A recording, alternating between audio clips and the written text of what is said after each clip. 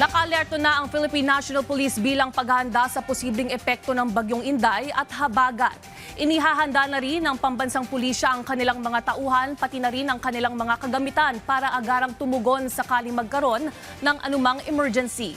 Yan ang ulat ni Ryan Lasiges. Bilang paghahanda sa posibleng hagupit ng Typhoon Inday, nagtaas na ng alerto ang pambansang pulisya. Ayon kay Police Colonel Jonathan Abella, naka-heightened alert status na ang lahat ng Police Regional Office ng PNP. Kasama sa direktiba ang inspeksyon sa kahandaan ng mga tauhan, deployment capability, mobility assets, communication systems at iba pang logistical requirements upang matiyak ang agarang pagtugon sa anumang emergency. Partikular na pinatututukan ang mga lugar na posibleng maapektuhan ng bagyo, magpatupad ng contingency measures at makipag-ugnayan sa mga LGU, LDRRMCs, Office of Civil Defense, seguridad sa evacuation centers at iba pang public safety operations.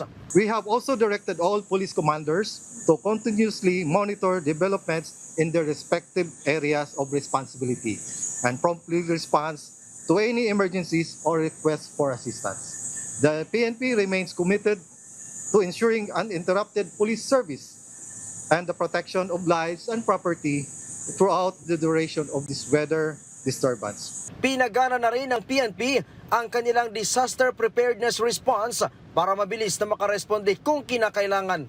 The PNP will be activating its disaster preparedness and response protocol, search, rescue, and retrieval teams, quick response teams, and disaster response personnel are on standby for immediate deployment. Rescue equipments, patrol vehicles, communication assets, and other emergency response resources have likewise been inspected and prepositioned in areas that may be affected by the typhoon. Sa Police Regional Office 6, naka-preposition na ang kanilang rescue equipment. Pinangunahan pa mismo ni PRO 6 Regional Director Police Brigadier General Randolph Tuanyo ang inspection ng kanilang search and rescue o SAR equipment.